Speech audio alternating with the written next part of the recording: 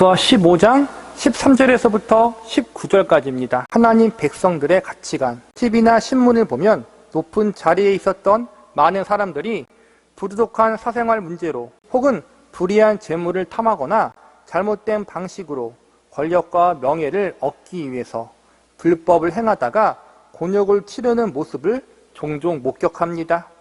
또한 한때 한 나라의 최고의 권력자와 한 나라의 최고의 부자 중 한 사람이 정직하지 못한 문제들로 인해서 법정에 서게 되는 모습을 보기도 합니다. 평범한 서민들이 볼 때 평생 우리들이 누려보지 못한 모든 것들을 다 누려보았던 사람들이 무언가 더 움켜쥐기 위해서 수단과 방법을 가리지 않는 인생을 사는 모습을 볼 때, 그리고 그 결과가 참으로 좋지 못한 모습을 볼 때 인생이란 참으로 무상하구나라는 생각이 들기도 합니다. 그러나 인생이 무상하다라는 사실을 알고 있음에도 불구하고 사람의 본능이란 것은 잘 사든지 못 살든지, 잘 사든지 못 살든지 이 땅에 살면서 죽을 때까지 무엇인가 소유하고 가지려고 발버둥 치게 만드는 것 같습니다. 여기서 참으로 안타까운 사실은 이 땅에서 아무리 노력을 해도, 자신이 아무리 능력이 있고 뛰어나도 나의 탐욕과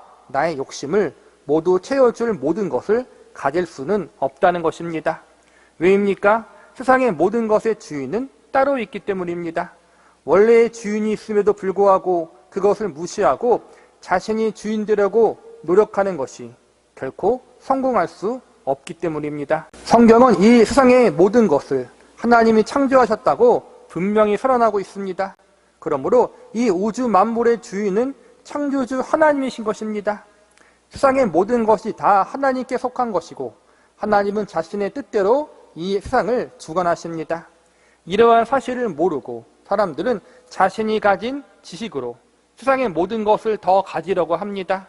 자신들이 가진 권력으로 무엇인가를 더 소유하려고 합니다. 그러다가 결국 만물의 주인이 이런 선언을 하게 됩니다. 어리석은 자여, 오늘 밤에 내 영혼을 도로 찾으리니 그러면 내 예비한 것이 누구 것이 되겠느냐. 이 이야기는 부자나 권력자들만 해당되는 것이 아닙니다. 우리 역시 이 땅에 살아가면서 동일한 실수를 범하고 있지 않습니까? 무언가 더 소유하기 위해서, 내 것으로 만들기 위해서 발버둥 치고 몸부림치면서 살고 있지 않습니까? 내 인생의 주인이 나인 것처럼 내 욕심과 탐욕에 따라 살아가고 있지 않습니까? 이 문제는 결국 가치관의 문제라고 할 수 있습니다.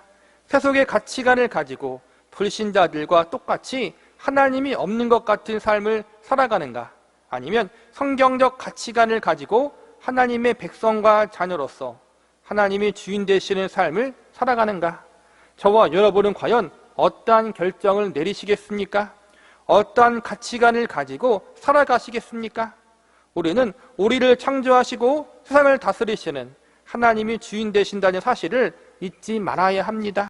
그리고 그 하나님이 기뻐하시는 삶, 하나님이 우리의 주인 되시는 인생을 살아야 합니다. 오늘 본문에는 이러한 사실을 잘 알고 있었던 한 사람이 나옵니다. 바로 믿음의 사람 갈렙이었습니다. 갈렙은 여호수아와 함께 유일하게 가나안 땅에 들어간 출애굽 1세대 사람이었습니다.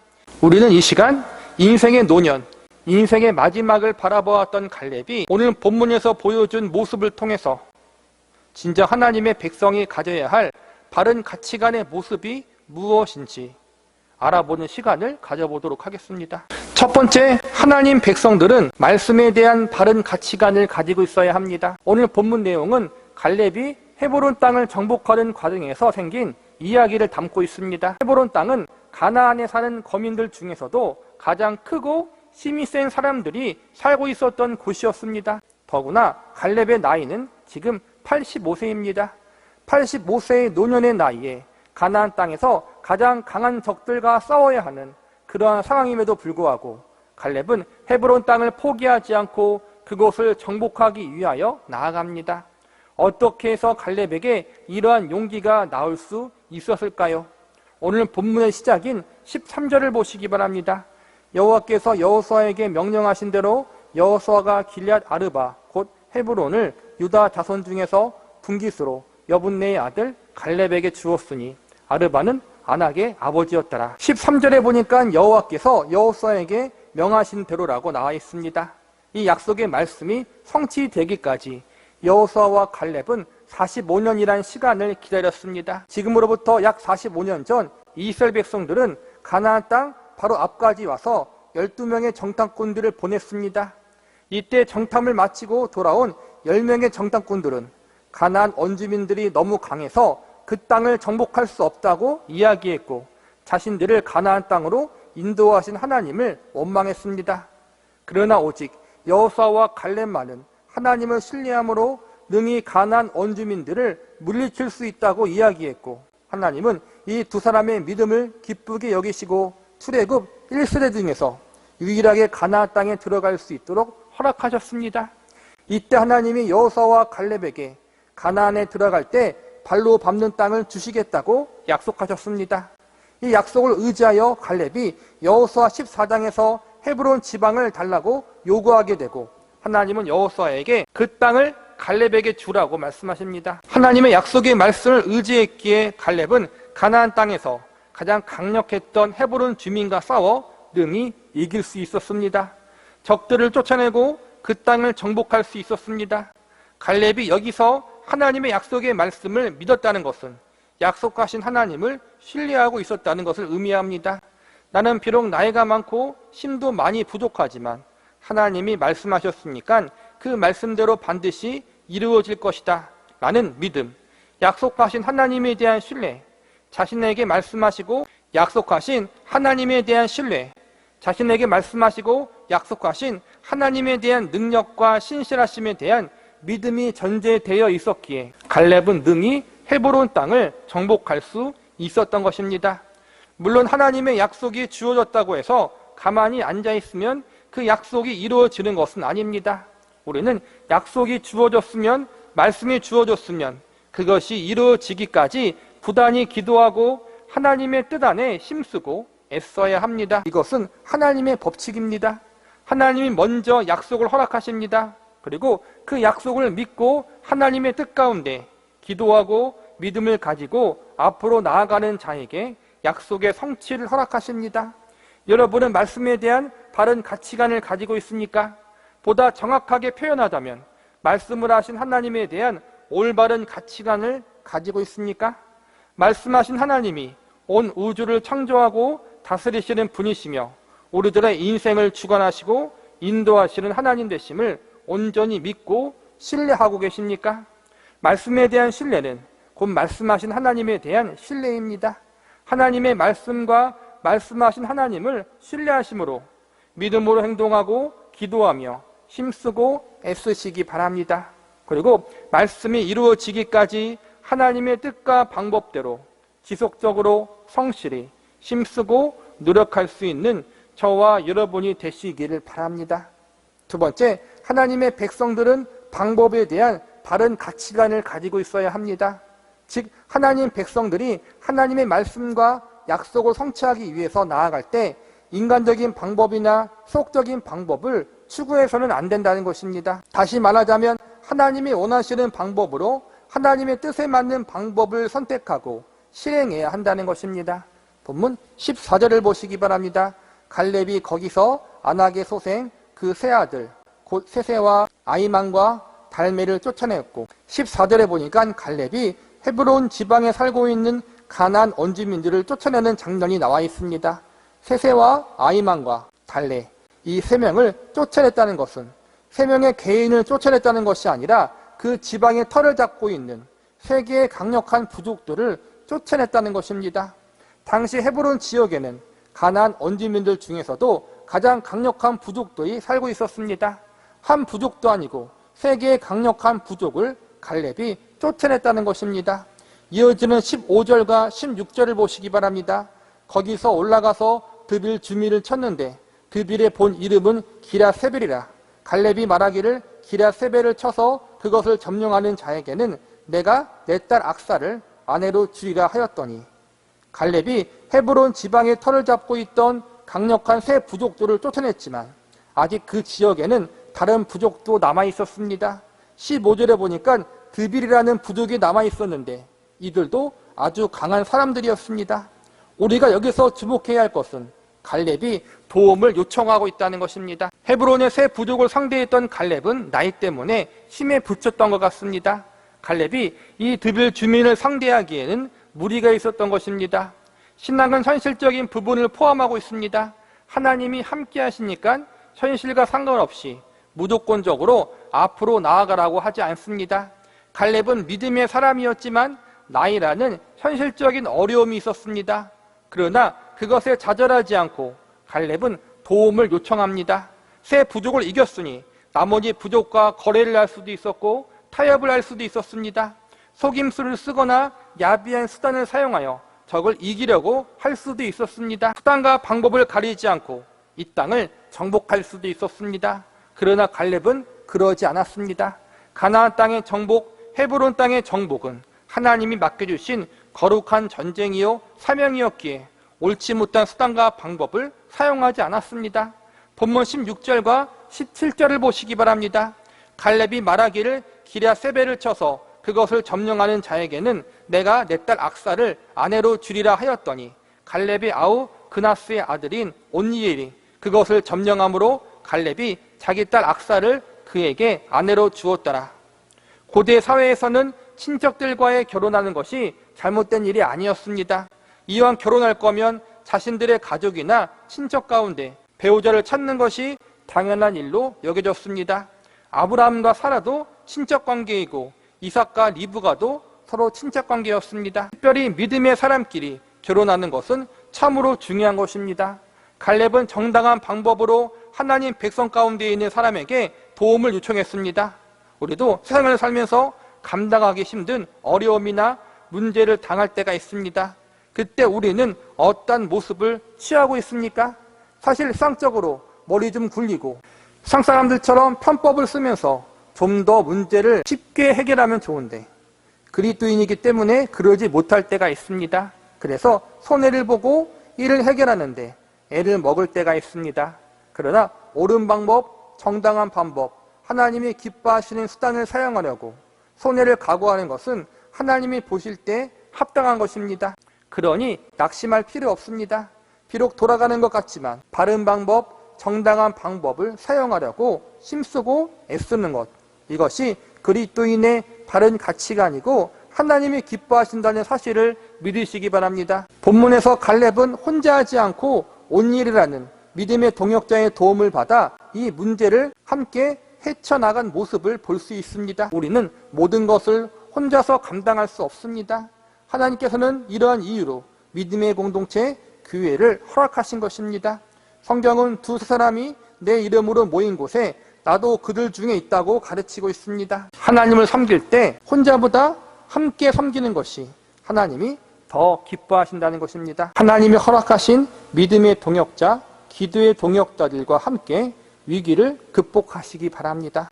한 발 더 나아가 그들을 허락하신 하나님을 의지하며 그분과 함께 인생길을 걸어가시기 바랍니다.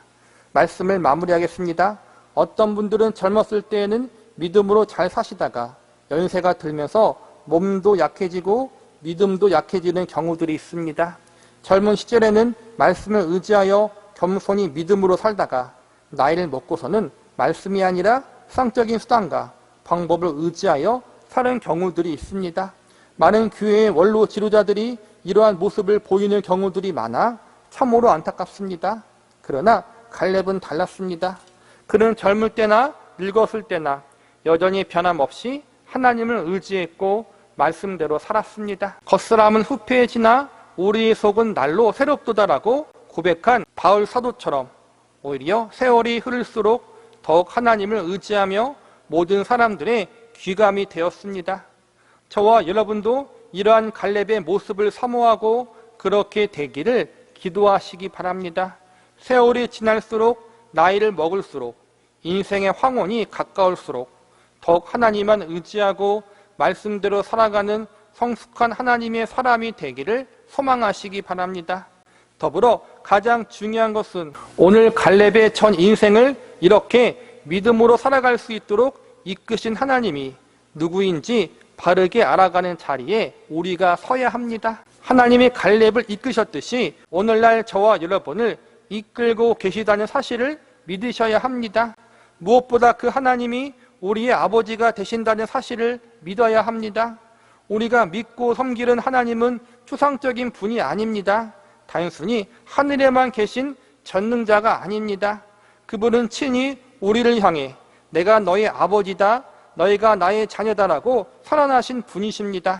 그리고 친히 우리들의 인생 속에 찾아오셔서 사랑하는 당신의 자녀들의 삶을 주관하시고 가장 선한 길로 이끌어 주시는 분이 하나님이십니다.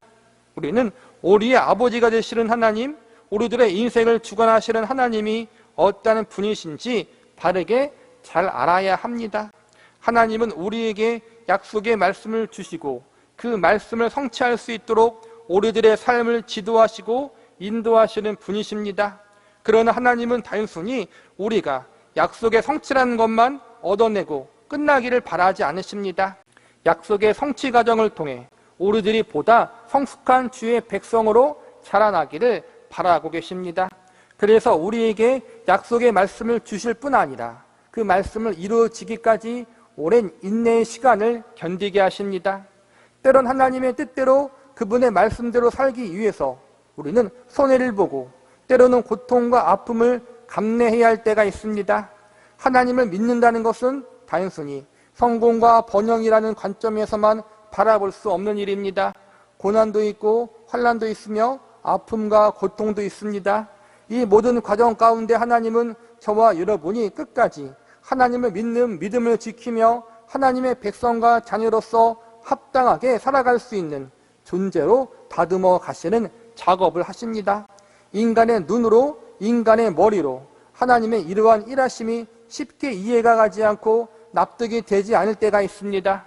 왜 응답의 과정 가운데 고난이 필요하고 왜 말씀의 성취 가운데 인내의 눈물이 필요한지 수긍이 되지 않아 하나님께 원망과 불평을 하기도 합니다. 그러나 우리에게 이러한 고난의 시기와 연대는 시간을 허락하신 하나님이 어떠한 분이신지 온전히 안다면 우리는 감사함으로 이 시기와 기간들을 잘 통과할 수가 있습니다. 고린도전서 2장 9절에 보면 이렇게 가르치고 있습니다. 기록된 바 하나님이 자기를 사랑하는 자들을 위하여 예비하신 모든 것은 눈으로 보지 못하고 귀로 듣지 못하고 사람의 마음으로 생각하지 못하였다함과 같으니라. 우리의 믿음의 근원 되시는 하나님, 우리 경배의 대상 되시고 아버지 되시는 하나님은 이러한 분이십니다. 가장 좋은 것들을 그분의 백성과 자녀들에게 선물로 주시려는 분이 바로 하나님이신 것입니다. 자녀가 아버지가 어떠한 분인지 모르고 산다면 그것이 얼마나 안타까운 일입니까? 자신의 아버지가 정말 사랑이 많으시고 신실한 분인데 정작 그의 자녀들은 이 사실을 모르고 있다면 그것은 얼마나 불행한 일입니까? 오늘 본문에 보면 시집을 가는 갈렙의 딸 막사의 이야기가 잠깐 나옵니다. 본문 18절과 19절을 보시기 바랍니다. 악사가 출가할 때 그에게 청하여 자기 아버지에게 밭을 구하자 하고 나귀에서 내림에 갈렙이 그에게 묻되 내가 무엇을 원하느냐 하니 이르되 내게 복을 주소서 아버지께서 나를 네겝 땅으로 보내시오니 샘물도 내게 주소서 하매 갈렙이 윗샘과 아랫샘을 그에게 주었더라. 딸이 시집을 갈 때 아버지 갈렙에게 샘물을 달라고 요구합니다. 샘물을 달라는 딸의 요구에 아버지 갈렙은 하나만 주지 않고 윗샘과 아랫샘을 주었다라고 나와 있습니다. 인색하게 준 것이 아니라 넉넉하게 요구한 것에 더해서 주었다는 것입니다. 부모보다 자식을 사랑하는 사람들은 없습니다. 그러나 부모는 자식을 사랑하지만 자식의 삶을 보장하거나 자식의 인생을 책임져 줄 수는 없습니다. 인간의 부모는 한계를 가진 존재이기 때문입니다. 그러나 하나님은 한계가 없는 정능자이십니다. 우리들의 인생과 미래를 책임져 주실 수 있는 창조주이십니다. 인간의 부모는 마음이 있지만 능력이 없습니다. 그러나 하나님은 마음도 있으시고 능력도 있으신 전지전능하신 하나님 아버지이십니다. 말씀으로 세상을 창조하시고 이 우주 만물을 다스리시는 분이 바로 우리의 하나님이요 우리의 아버지이십니다. 마태복음 7장 11절에 보면 이렇게 가르칩니다. 너희가 악한 자라도 좋은 것으로 자식에게 줄 줄 알거든 하물며 하늘에 계신 너희 아버지께서 구하는 자에게 좋은 것으로 주시지 않겠느냐? 하나님 아버지의 마음이 인간의 부모와 같다는 것입니다. 다른 것은 인간의 부모는 연약하지만 하나님 아버지는 그러지 않으신다는 것입니다. 여기서 우리가 기억해야 할 것은 하나님이 우리를 사랑하기 때문에 은혜의 선물들을 주시면서 동시에 하나님이 주신 은혜의 선물들을 온전히 누리며 살 수 있는 성숙한 존재가 되기를 바라고 계신다는 것입니다. 그래서 은혜의 선물들을 주시되 그것을 온전히 누릴 수 있는 실력자가 되도록 우리들을 교육시키고 훈련시키는 일을 함께 병행하십니다. 때론 그 훈련과 교육의 과정, 시간들이 힘들게 느껴질 때가 있겠지만 궁극적으로 이 모든 것들은 우리들에게 가장 큰 유익이 될 것입니다. 하나님 보시기에 합당한 실력자로 성장시키심으로 하나님의 주신 기업들을 온전히 누리며 살아갈 수 있는 주의 백성과 자녀들이 되도록 우리들의 삶을 이끄실 것입니다. 본문에서 갈렙은 딸에게 샘물을 주었습니다. 샘물을 주었다는 것은 땅과 기업을 주었다는 것입니다. 원래는 아들한테만 기업을 주지 딸한테는 기업을 주지 않습니다. 기껏해야 폐물만 줄 뿐입니다. 샘물을 달라는 요구는 기업을 달라는 딸의 요구였습니다. 자신을 아들과 같이 대해달라는 것입니다. 아버지 갈렙은 기쁜 마음으로 샘물을 주므로 기업을 넘겨줍니다. 그리고 하나가 아니라 2개를 줍니다. 이것이 부모의 마음이고 하나님의 마음인 것입니다. 하나님은 우리의 소원을 기쁘게 받으시고 또한 그 이상의 것을 주시기를 원하고 계십니다. 예수 그리스도까지 우리를 위해 내어주신 하나님이 가장 좋은 것을 아낌없이 주시는 것이 당연하지 않겠습니까? 참으로 좋으신 하나님, 그 하나님은 전능자이시고 만왕의 왕이십니다. 그 하나님이 우리의 아버지가 되십니다. 우리가 믿는 하나님, 그분이 어떤 분이신지 우리를 얼마나 사랑하시는지 알아가는 은혜가 저와 여러분에게 있기를 바랍니다. 그리고 그 하나님을 온전히 믿고 신뢰함으로 때론 여러 가지 어려움을 만나고 인생의 문제들을 경험하지만 결국 이 모든 것을 통해 나를 성장시키시고 하나님이 주시는 은혜의 선물들을 온전히 누릴 수 있도록 나를 믿음의 실력자로 자라나게 하시는 하나님의 섭리가 있다는 사실을 믿으며 하나님께 우리의 일생을 맡길 수 있는 저와 여러분이 되시기를 간절히 바랍니다.